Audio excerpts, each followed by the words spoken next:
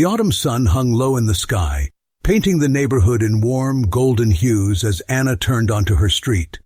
She glanced at David, her lover, seated beside her in the passenger seat. His easy grin and relaxed demeanor calmed the jittery energy running through her. Tonight felt like freedom, a stolen moment for just the two of them. As they pulled into the driveway, Anna turned to David with a sly smile. "Philip took the kids to his parents' place this morning. They'll be gone for 2 days. We have the whole house to ourselves." David chuckled softly, leaning closer. "Finally," he said. "Feels like we've been waiting forever for a night like this." Anna's hand lingered on the doorknob as they entered the house. She called out, her voice echoing through the quiet halls. "Kids? Philip?" Silence greeted her. A satisfied smile crossed her lips as she turned to David. Empty, just as it should be. David walked in, taking in the cozy living room and the faint scent of lavender air freshener. He dropped his bag near the door, his eyes meeting Anna's. "This is going to be the best night we've had in a long time," he said, wrapping an arm around her waist. "No interruptions." Anna laughed softly, a hint of mischief in her eyes. "Let me just double-check. You never know with Philip. He forgets things all the time." She grabbed her phone, dialing Philip's number as she moved through the house. After a few rings, his voicemail picked up. "No answer," she said, dropping the phone onto the counter with a shrug. "He's probably busy wrangling the kids." She turned to David with a wide smile. "It's just us now. Let's enjoy it." David walked toward the kitchen, plopping down on the chair. "I've got to hand it to you, Anna. You really pulled this off. I mean, this morning I was worried we'd be stuck with just another rushed coffee date." Anna was about to respond when something caught her eye. A blanket, crumpled and thrown over the edge of the sofa, stood out against the otherwise tidy space. Her brow furrowed. "That's strange," she muttered, moving closer. "What is it?" David asked, sitting up straighter. Anna bent down, touching the blanket. Her voice was tinged with confusion. "Philip usually folds everything before he leaves. Why would this—" Before she could finish, the blanket moved. A sharp gasp escaped her lips as Philip, her husband, sat up from the sofa. His eyes burned with quiet fury as he stared at the two of them. "Surprise!" Philip said, his tone icy. Anna stumbled back, her hand flying to her mouth. "Philip," she stammered. What are you doing here? You were supposed to be with your parents." Philip stood, his presence imposing, his expression dark. "Clearly, I had other plans," he said evenly, his gaze shifting between Anna and David. "Care to explain what you're doing here with Man, Anna?" Anna's pulse raced as Philip's glare pinned her to the spot. She forced herself to stand tall, smoothing her dress nervously. "Philip," she began, her voice wavering but trying for calm, "this isn't what it looks like. David and I are just friends." Philip's eyebrows shot up.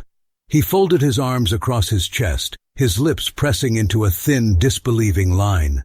"Friends," he repeated slowly, his voice dripping with sarcasm. "Yes," Anna said quickly, glancing at David for support. "I mean, I invited him over for coffee or tea, to catch up, that's all." David, perched uneasily on chair, gave a quick nod, his hands clasped tightly in his lap. "Yeah, that's right," he chimed in, his voice shaky. "I was just stopping by, for half an hour or so. Nothing more than that." Philip didn't move. His eyes flickered between the two of them, his expression a mix of fury and cold calculation. "Coffee, chatting," he said, his voice rising slightly. "Really? Because when you walked in, Anna, I distinctly heard you tell your friend here that it was just the two of you tonight. No interruptions. That you'd waited forever for this." Anna froze, her mouth opening and closing as she scrambled for a response. She let out a nervous laugh, her voice trembling. "Oh, that? That was just a joke, right, David? Just joking around." David nodded vigorously, trying to muster some confidence. "Exactly. We worked together for years. We always made jokes like that. It's just harmless humor." Philip's expression darkened further, the room seeming to shrink under his looming presence. Harmless humor, he repeated, his voice cutting through the tense air.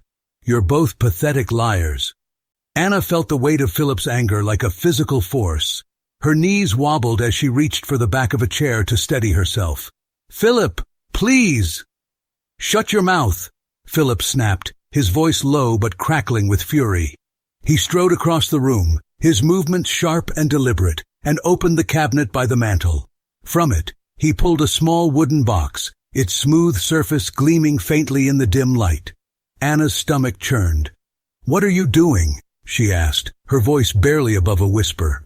Philip ignored her, opening the box and revealing the pair of wedding rings nestled inside. He set the box on the table, then reached into his back pocket and pulled out a pair of pliers. The metallic gleam caught the light as he turned them over in his hand. Anna gasped, stepping toward him. Philip, stop! Don't do this! Philip's glare stopped her mid-step. I said shut your mouth, he growled. David sat frozen, his face pale, his hands gripping his knees. Philip, let's just calm down. Philip silenced him with a single icy look. Without another word, he picked up the first ring, Anna's, and placed it between the jaws of the pliers. His hand clenched, and with a sharp snap, the gold band bent and twisted. Anna cried out, her hand flying to her mouth as she watched him drop the mangled ring into the trash can by the table. Philip, please, she pleaded, tears welling in her eyes. That's our what? Philip interrupted, his voice cold. Our bond? Our vows? Don't make me laugh, Anna. You already broke them. He grabbed the second ring, his own, and repeated the process. The sound of the metal bending echoed harshly in the room. When it was done, he tossed it into the trash can with the first, the finality of the gesture sinking like a stone in the heavy silence. Anna's tears spilled over as she stared at the destroyed remnants of their marriage. Why are you doing this? She whispered. Philip's face was a mask of fury and betrayal. He leaned forward, his voice cutting through her sobs. Because you already threw it all away, he spat. I'm just finishing the job. Before you find out what happens next, please subscribe to the channel. Philip straightened, his eyes boring into Anna and David with a piercing intensity. His voice was calm, but the undercurrent of anger was unmistakable as he said, Get out of my house, both of you, right now. Anna froze for a moment, her face contorting in disbelief. Then the fury erupted like a dam breaking. You can't kick me out of my house, she screamed, her voice shrill. I have just as much right to be here as you do. David raised his hands, palms outward, trying to defuse the situation. Philip, let's not make this worse, he said cautiously. We're all upset. Maybe we should just talk this out. But Philip wasn't buying it. His jaw tightened as he stared at them both. Talk? He repeated, his voice rising. Anna, you brought a lover into my home, into my bedroom, and now you think we're going to sit down and have a nice chat. You must be out of your mind. I said we're not lovers, Anna shouted back, stepping closer to Philip, her hands clenched into fists. But you're so desperate to believe it? Fine, let's make your little fantasy come true. Her voice rose to a fever pitch. Right here, right now, David and I will give you a masterclass in sex. David's face went pale. He grabbed his head, his voice trembling. Anna, stop. You're going too far. Don't calm me down, David, Anna shot back, her rage turning toward him briefly. Look at this lunatic. My so-called husband standing there with his stupid pliers and his big dramatic act. Does he think he's some tribal chief? A medieval feudal lord who gets to call all the shots? She whirled back toward Philip, her face flushed with rage. No, Philip, I live here too, and you don't get to control me. You don't get to decide who I see, what I do, or where I go. Philip's expression was cold, calculating, as if he were restraining himself with every fiber of his being. Anna, he said, his tone like ice. You're talking complete nonsense now. I'm warning you, for the third and final time, get the hell out of my house, and don't let me see you for miles. He moved deliberately to the closet by the door and retrieved a baseball bat. The faint scrape of wood against the frame was the only sound in the room as he turned back toward them, gripping it firmly in one hand. He pointed it at the door, his voice firm and unyielding. "Leave now, on good terms. Tomorrow, Anna, you'll receive divorce papers. Pray to God you get off easy." David recoiled at the sight of the bat, his courage crumbling. "Anna, let's go," he said urgently, pulling at her arm. "This isn't worth it." But Anna wasn't done. The mention of divorce seemed to jolt her from her fury into a cold, simmering defiance. Her eyes narrowed, and her voice dropped to a dangerous whisper. "You'll answer for this, Philip," she hissed. "You'll answer in court for the threats, for the blackmail, for everything. I won't let this go." Philip didn't flinch. He simply gestured toward the door with the bat. "Out. Now." David finally managed to pull Anna toward the door, his voice low and pleading. "Come on, Anna. Let's just go." Anna let herself be dragged out, but not without firing one last glare over her shoulder. "You'll regret this," she spat.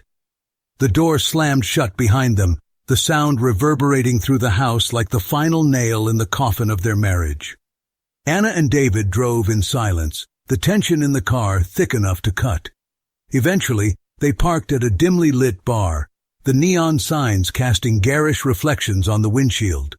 Inside, they ordered drinks, the heavy weight of the evening settling over them. "I can't believe him," Anna fumed, gripping her glass tightly. "Who does he think he is, threatening me like that? He has no right." David rubbed his temples, his drink untouched. "Anna, maybe we should take a step back. Tonight got way out of hand." She slammed her glass down, glaring at him. "You're taking his side now? After everything he did?" "I'm not taking anyone's side," David said, his voice weary. "I just think we need to be smart about this. Philip is angry, and he's serious about the divorce. If this goes to court, you need to be prepared." Anna's anger wavered, replaced by a flicker of uncertainty. "You really think he'll follow through?" David nodded solemnly. "Yeah, and if he does, we need a plan." Anna leaned back in her chair, her mind racing. Divorce wasn't part of the plan, but now the wheels of a bitter battle were already in motion, and this was just the beginning. Anna swirled the amber liquid in her glass, her mind racing as she processed the night's events. Across the table, David leaned in, his expression shifting from cautious concern to quiet calculation. He took a deep breath before speaking, his voice soft yet firm. "Anna, you deserve better than this," he said, watching her closely. "Philip humiliated you tonight. He showed no respect for you, for your relationship, for everything you've given him." Anna set her glass down with a sharp clink, her jaw tightening. "You're damn right I deserve better," she snapped. "But he's not getting away with this. I'll make sure of it." David nodded, his demeanor calm as he began to outline his thoughts. "If he's serious about this divorce, you need to be ready. Philip's anger will make him reckless. He'll try to cut you off from the house, the money, and the kids, but you don't have to let that happen. You've done so much for him. The courts will see that." Anna's eyes narrowed. "What are you saying?" David leaned forward, lowering his voice conspiratorially. "I'm saying you should fight back. Hard. Get a lawyer, a good one. Show the court how much you've invested in this marriage. Philip's financial success? You were part of that. If you play your cards right, you can walk away with the house, the assets, and custody of the kids." Anna tilted her head, considering his words. "Custody? You think I could win that?" David's lips curved into a faint smile. "Of course. You're the nurturing parent. Philip's anger issues will work against him in court. Tonight proves that. Any judge will see you're the stable one." Her gaze hardened, a spark of determination igniting in her eyes. "And you think I should go for it all? The house? The money?" David shrugged, his voice taking on a soothing tone. "Why not? You deserve it. Besides," he added, his expression softening, "if you're free of Philip and secure financially, you can finally live the life you deserve. You wouldn't have to rely on anyone." The implication hung in the air, unspoken but clear. Anna glanced at him, her lips curling into a small, bitter smile. "You mean I wouldn't have to rely on Philip?" David hesitated, then nodded. Exactly. Anna leaned back, a humorless laugh escaping her. You've really thought this through, haven't you? David spread his hands. I just want you to be happy, Anna. You've given so much to a man who doesn't appreciate you. Now it's time to look out for yourself. Anna studied him for a long moment, then drained the rest of her drink in one swift motion. Fine, she said. I'll do it. I'll teach him a lesson he'll never forget. In the morning, Anna's phone buzzed. She answered briskly, her tone guarded. This is Jack Forrester, Philip's attorney, a professional voice announced. Philip has instructed me to deliver the divorce papers. Where would you prefer to meet? Anna's heart clenched, but she forced her voice to remain steady. Let's meet at the cafe on Main Street this afternoon. At 1 o'clock, Anna arrived at the cafe and found Forrester waiting. He handed her a thick envelope, his demeanor cold and detached. These outline my client's terms, he said. Anna skimmed the papers quickly, her anger growing. Philip wanted the house, most of their assets, and custody of the children.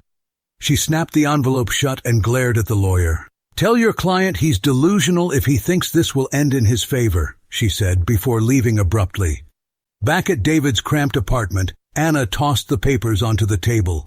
She paced, her frustration mounting. He wants everything, she fumed. David leaned against the counter, calm and deliberate. Then you fight back, hard.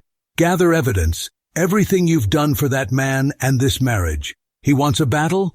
Give him one. In the days following the meeting with Philip's lawyer, Anna worked tirelessly to prepare her case.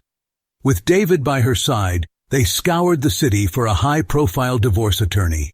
They eventually settled on Rachel Carter, a sharp, no-nonsense lawyer with a reputation for fighting hard for her clients.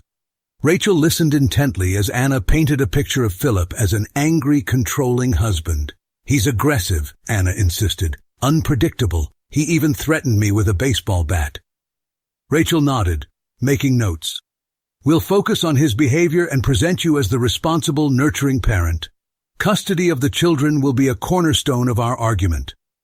Meanwhile, David stayed in the background, quietly savoring his role in Anna's life. Though outwardly supportive, his thoughts often wandered to a future where Anna, victorious and wealthy, would be completely his. He imagined the vacations, the luxurious home they could share, and the freedom that Philip's money could bring. David knew he had to keep Anna focused on the fight, but his true motivations were always just beneath the surface. The courtroom buzzed with tension as Anna and Philip faced off for the first time. Anna sat with Rachel by her side, her face composed, but her nerves frayed. Across the room, Philip was calm and focused, his lawyer Jack Forrester exuding quiet confidence.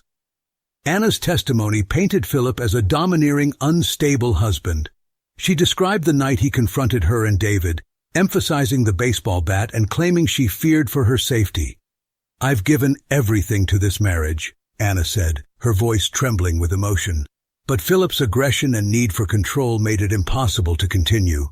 Rachel reinforced Anna's narrative, highlighting her role as a mother and a contributing partner. My client supported her husband emotionally, and now he wants to strip her of everything. We won't let that happen. When it was Forrester's turn, he moved with precision, dismantling Anna's case piece by piece. First, he presented evidence of Anna's infidelity, photos, text messages, and witness statements that left no doubt about her relationship with David. The narrative that my client is an angry, controlling husband falls apart when we consider the facts, Forrester said, addressing the court. Mrs. Anna was unfaithful, bringing her lover into their marital home. These actions speak volumes about her respect, or lack thereof, for this marriage. Next, Forrester unveiled a detailed analysis of the couple's finances. Mrs. Anna claims to have supported the marriage. However, records show that she spent thousands of dollars on Mr. David, including gifts, dinners, and even rent for his apartment. Forrester then turned to Philip's character. He read glowing testimonials from Philip's colleagues, friends, and neighbors, all describing him as a calm, reliable, and devoted husband and father. Philip Trenton is a man of integrity, Forrester continued. Despite his wife's betrayal, he didn't freeze their joint accounts, ensuring that Mrs. Anna could retain legal representation. He has approached this situation with restraint and fairness, even under the most trying circumstances. The courtroom was silent as Forrester delivered his closing statement. This is not a man who is aggressive or controlling. This is a man who has been wronged and is simply fighting to protect his children and secure what is rightfully his. As the trial progressed, it became clear that Forrester's methodical approach was swaying the court. Anna's accusations began to crumble under the weight of the evidence, leaving her increasingly flustered. David, seated quietly in the back of the courtroom, felt his dreams of an easy, wealthy life slipping away. He watched helplessly as Philip's case grew stronger, his carefully constructed future with Anna unraveling with each revelation. The courtroom felt stifling as the trial continued. Anna's composed exterior began to crack. Anna's lawyer, Rachel Carter, turned to her during a break, her voice low and sharp. "Why didn't you warn me that your husband had such dirt on you? You said he only saw you in the house once, right? I could have prepared for this." "I didn't think he knew," Anna stammered, her face pale. "I didn't think it would come up." "Well, it has," Rachel replied curtly, flipping through her notes, "and it's derailing everything." Jack Forrester, Philip's lawyer, wasn't finished. He pressed further, subtly casting doubt on Anna's motivations. "Your Honor," Forrester said smoothly, "it's worth considering the financial situation of Mrs. Anna's companion, Mr. David. By all accounts, he has no regular income and relies heavily on Mrs. Anna's support. It raises the question, could their relationship be more about financial gain than genuine affection? Is their goal to claim the bulk of the family's assets to fund their personal interests, neglecting the needs of the children?" The judge's expression remained unreadable, but Anna could feel the tide turning against her. After weeks of grueling testimony and arguments, the judge finally delivered the ruling. "Having reviewed the evidence," the judge began, "it is clear that Mr. Philip has demonstrated his commitment to his children and the stability of the family home. Therefore, primary custody of the children will be awarded to Mr. Philip, along with the family residence." Anna felt her heart sink. She barely registered the rest of the judgment until the judge addressed her directly. "Mrs. Anna will retain her personal vehicle, a portion of the shared financial assets, and some items from the marital home. While this is a smaller share of the overall estate, it is a fair allocation considering the circumstances."